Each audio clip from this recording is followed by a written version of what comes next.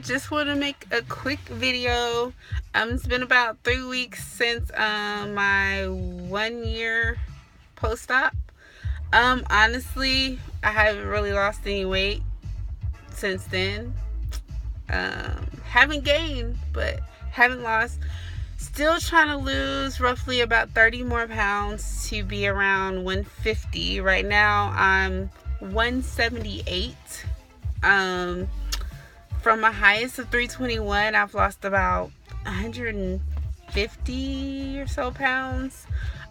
Since gastric bypass, September the 7th, 2016, I've lost, I don't know exactly, but maybe about 90 pounds.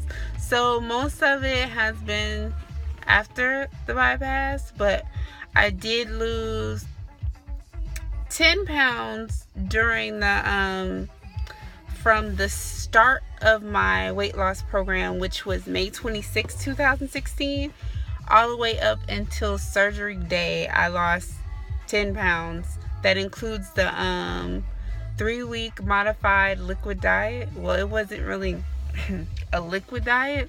I had to do liquids 24 hours before surgery, but because I have a milk allergy, they let me do a modified 3-week diet instead of 2-week liquid diet.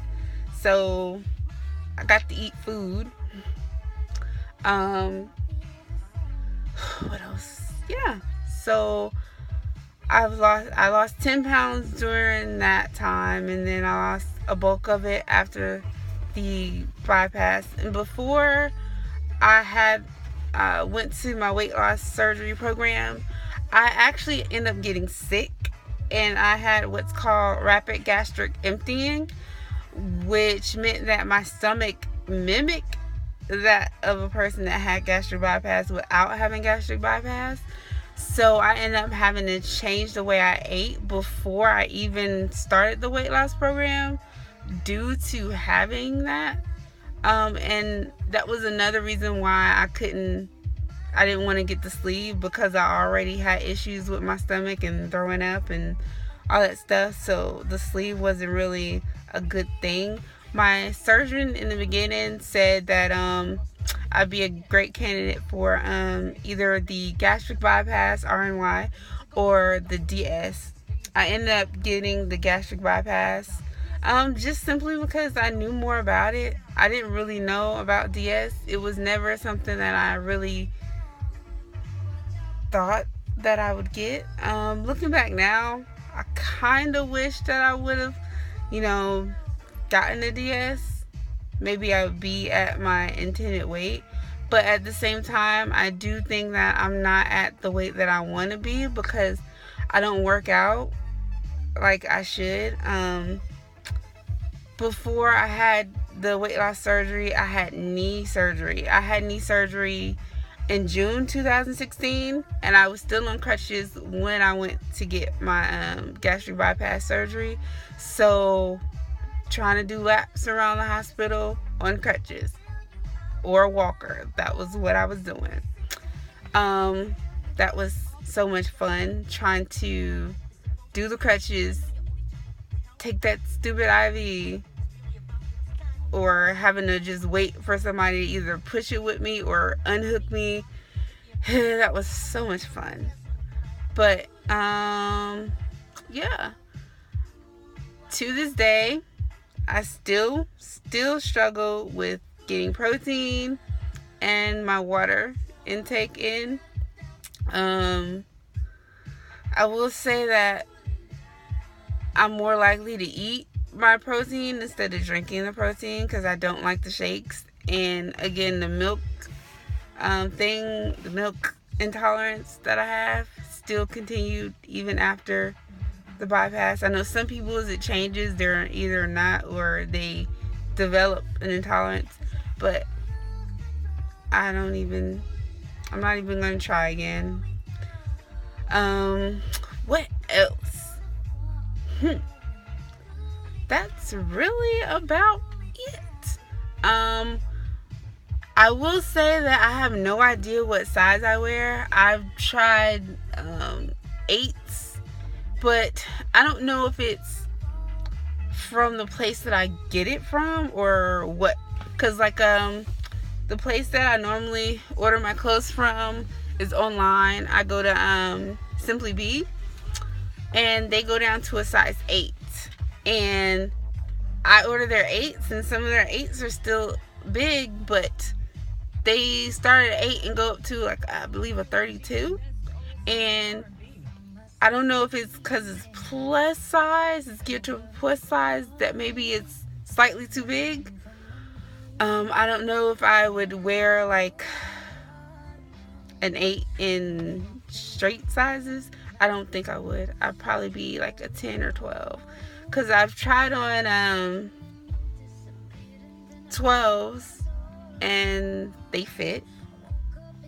But I haven't really shopped because I'm not at my target weight. So I mostly buy like larges, and they're still kind of big. So, but it doesn't seem like I lost so much because my face is still so fat. It's smaller than it was initially, but it's still fat. But you can see my collarbones. You can see them poking through. Come through, collarbones. Hey, yo, popping. But yeah, so I really don't know what size I wear. I really don't know where to go to shop. I'm thinking maybe, like, my birthday is in November, so I'm thinking maybe to start small, maybe Old Navy, someplace I used to shop that would still have my size, even though I've lost weight. So I no longer wear Lane Bryant because I tried their 12s and it's still too big. Yeah, it's still too big. I will say that I wear Victoria's Secret clothing, and the clothing that I had before I lost the weight, like the largest, I'm like, how did I fit in those? It must have been real tight because they're, slightly loose now. And I even can wear the what you call those, the largest in the pink line, and we all know the pink line is cut small. So the fact that I can wear those, I'm like, oh yeah. And I've even had to start buying mediums in the underwear because my butt is just going away. But I really want to get into fitness, not only strengthening up my knee, but strengthening up my back and helping me continue to lose weight to get to the goal that I want to be. As I said in the last video, I did hit the goal range that my doctor wanted me to be in. I did meet that, but I feel like I still could do better. If you hear a noise, that's my dog. He is being silly in the back seat. He needs to get groomed, but he's back there just being silly. But that is just a little update. I don't get too many views, so I know not a lot of people are gonna see this, but if you do and you have any questions, feel free to leave them. I don't know if I've ever said it, but I am from North Carolina. I had my surgery through Baptist Hospital. If you're from that area, you know Baptist Hospital. And I had my surgery with Dr. Stephen McNatt in North Carolina. And I have no complaints, no problems. Nope. The only complaint I had was in the hospital. I was in a lot of pain and they wouldn't give me more medicine. They would not give me better pain medicine. That was the only complaint that I had. And I only saw Dr. McNatt, I want to say twice. And I was there for 3 days. I mostly saw like student doctors. I didn't really see him. And I'm like, okay, I guess. But I didn't know that's how it worked. Because I've had surgery before, and when I had surgery and I had to be in there for overnight, I usually saw the doctor more than once. But, hey, whatever. It wasn't a big deal because the student doctors were nice. They checked on me, and I assumed that if something wasn't going right, they would have let Dr. McNatt know, and he would have come. But everything went right. No problems, no nothing. No problems, no issues. Before I go, because I know I'm starting to ramble now, I will say that my face is clearing up. It looks a lot better. I've been avoiding wearing makeup to see if that would help. But I think the main thing is that I still struggle with PCOS, polycystic ovarian syndrome, and one of the side effects of that is unwanted facial hair. And I don't know if you can see it. The light is bright, but you can see. It's one of the things that I'm most self-conscious about, but you can see, like, I guess, little hair follicles, because I have dark hair, obviously. And because I have to shave it away, it tends to nick my face and cause, like, spots, like dark hyperpigmentation. Like, if I get a cut or anything, it's gonna go dark. That's just what happens to me. Eventually it lightens up, but it goes dark.